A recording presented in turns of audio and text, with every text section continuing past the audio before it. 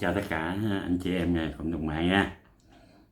Mình cũng lớn tuổi rồi bà con ơi, mình cũng không đi làm gì, mình mê làm YouTube mình làm, chứ ngoài ra mình không có được đi cài như những cái em nhỏ, đi cài xứ này xứ kia, tỉnh này qua tỉnh kia, quay những tin hot rồi vui vẻ lên, những tin đặc biệt dòng hấp dẫn rồi nhảy cầu hay là thắt cổ, hay là những có tiền mạnh thường quân thì giúp đỡ những người nghèo trên núi, người dân tộc đồ này kia nha bà con.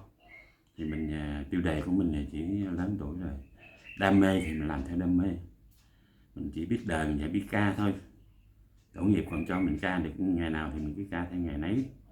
Thì cũng biết đờn này cũng chập chững thôi bà con ơi, chứ ngoài ra vậy mình cũng không có phải là thầy bà gì đó, mình cũng chỉ học lượng mới học lớn gì vậy mình đờn thôi.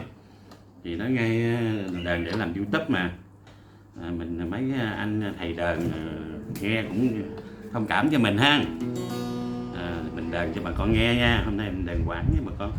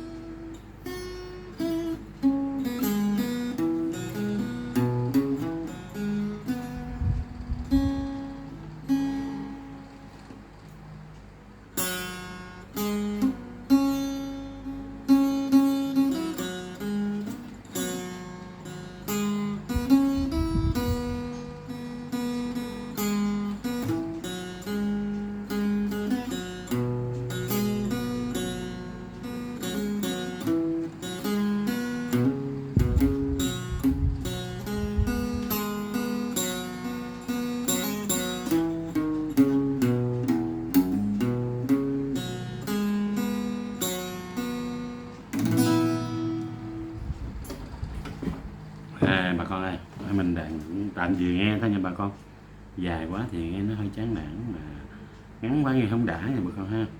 Thì mình thích đàn thùng hơn đàn điện nhiều bà con ơi. Đàn điện phải canh giờ người ta nghỉ trưa chậm sớm, với tiếng đàn điện nó nghe nó cũng lớn, tiếc lỗ tai rồi quá. Đàn thùng nó im gì, tiếng đàn rất là dễ thương, mình nghe nhạc hay là mình nghe đàn mình cũng vừa im dịu lỗ tai mình, đàn thì nó rất là chuẩn và rất là dễ thương nhưng bà con. Đàn điện pha là dầm ốc tao rồi rần nó thì chỉ đi đàn đám tiệc, đàn đám tiệc mới được nha bà con. Còn ngoài ra đàn thùng nó đến đám tiệc tại đông người ồn ào quá phải đàn điện mới nghe được, mới cả nguyên cái đám mới nghe được, đúng không? Còn giờ mình đàn làm YouTube gì đàn thùng nó gọn gàng, mình tiếng đàn nó im dịu dễ thương nha bà con. Thôi mình cũng tạm dừng video đây. Mình chúc tất cả nhà anh chị em, bà con cô bác trong cộng đồng mạng và những thầy đờn nữa ha, có nghe thấy có xem thì cũng bỏ qua cho mình, thương mình, ủng hộ kênh YouTube mình cho ngày ngày còn phát triển. Cái kênh mình nó cũng còn yếu lắm nha bà con, mình cũng đam mê mình làm thôi. Bà con nhớ ủng hộ giúp đỡ mình sẽ xuyên mình tìm những cái bài nói về 3 năm 6 Bắc. Mình biết bài gì mình sẽ đàn cho bà con nghe nha. Giờ mình chào tạm biệt bà con, chúc bà con lúc nào vui vẻ và khỏe mạnh, và công việc làm ăn lúc nào suôn sẻ nha. Chào tạm biệt bà con nha.